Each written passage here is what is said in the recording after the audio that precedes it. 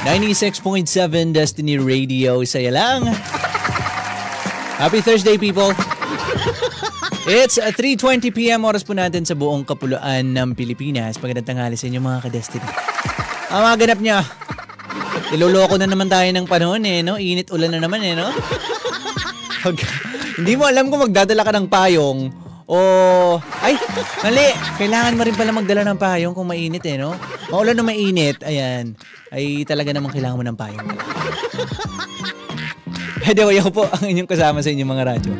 Ako po ang inyong nag-iisang rapper, DJ in the town. My name is Giro, that's capital G-I-R-O. Happy Thursday. Bukas ang papaalam na kami. Parang kami ay wala bukas. Yan, ipagpatawad mo.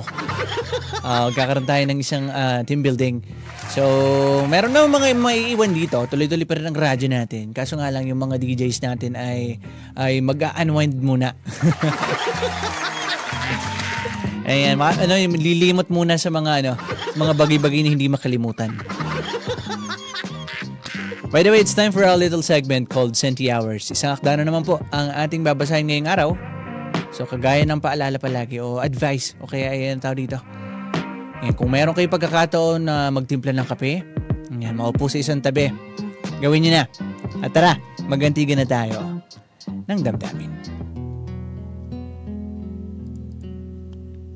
Isang akda ni Tintalata ang babasahin natin ngayong araw. At ito ang sabi niya. Sabi niya, kung magkita man tayong muli sa hindi inaasahang sandali, sana pareho na nating napalaya ang ating sarili. Mula sa lungkot, mga pagkakamali, at pagsisisi. Dahil hindi na rin naman natin maibabalik ang dati. Kung sakaling bigyan man tayo ng pagkakataong mag-usap, sana sa puntong ito, wala nang pait ang malalasap. Bagkus ay pagtanggap at pagpapatawad. Naway pareho na tayong nakausad. Kung muli mang magkasalubong ang ating landas, sana sa oras na yon, kaya na nating harapin ang isa't isa at hindi na umaatras. Ang salubungin ng may ngiti, wala nang bahid ng pagkukunwari. Kung muli man tayong magtagpo, sana sa puntong ito, pareho ng magaan ang ating puso.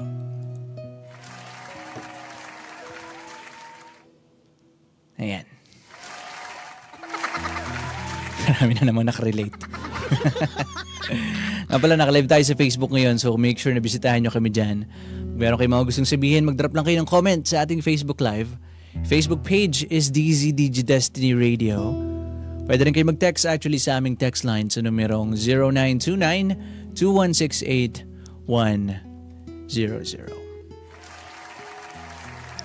Sabi dito ni Tintalata, yan, kung magkita man tayong muli sa hindi inaasahang sandali, sana pareho na nating napalaya ang ating sarili. Diba? Sabi natin, yan yung isa sa mga bagay na ang hirap-hirap kalimutan. Lalo na kung minahal mo naman talaga yung tao For a certain point in your life, you really love somebody. At dumating man kayo sa point na nalaman nyo na hindi talaga kayo para sa isa't isa. You might find yourself distancing, diba? You might find yourself getting away of the situation. Pero hindi mo naman kaagad-agad nakakalimutan yung tao talaga. Diba? Lalo na kung ganito yung nangyayari, lalo na kung masakit yung iniwan sa'yo ng tao. Nag-leave talaga siya ng scar na hindi ang hirap-hirap tanggalin. Maaalala at maaalala mo siya. Now, paano nga ba yun na? Paano yun paano nagiging remedyo? Paano siya nalalagpasan? Yun na lang kasi yung pwede mong gawin, malagpasan siya. Pero yung makalimutan yung bagay niyon, I don't think it really happens But for sure, it should start with forgiving yourself. Diba? It should start by forgiving yourself and then forgiving the other person. And then you move on. And then you continue with life.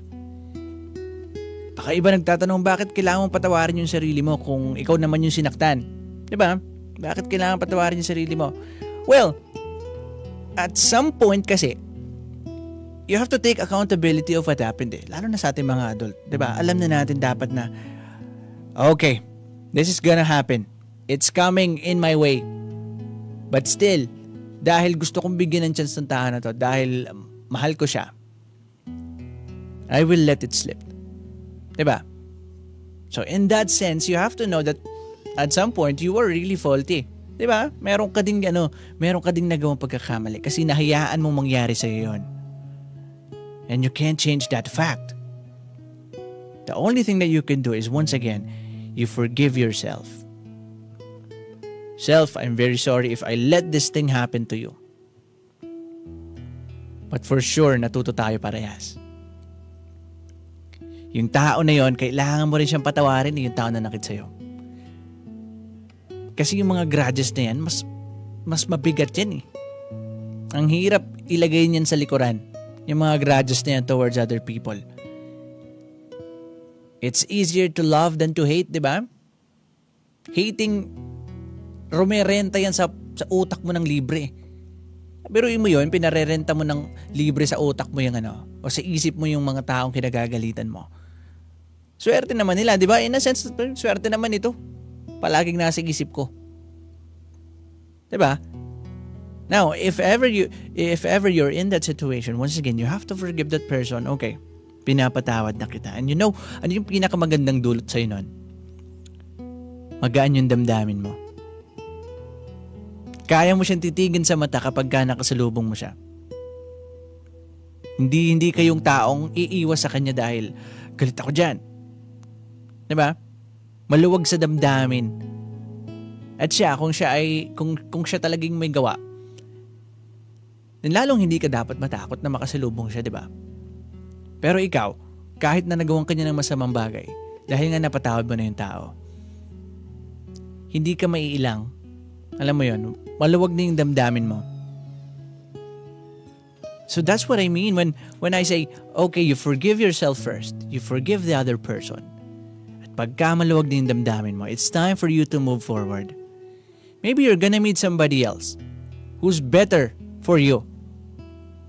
Diba? Yun daw yung kailangan mong i-wish. Lalo na kung dumating ka sa point nga na napaibig ka naman talaga, nahulog ka naman na talaga sa tao. At some point, minahal mo naman talaga yung tao. You do not wish them bad things kapag ka naghiwalay kayo. Diba? Hindi dapat ang hiling mo, I'm gonna find somebody better than you. No. You tell that person that I'm gonna find somebody better for me. And that way, walang grudges, walang puot. Kasi you're gonna think na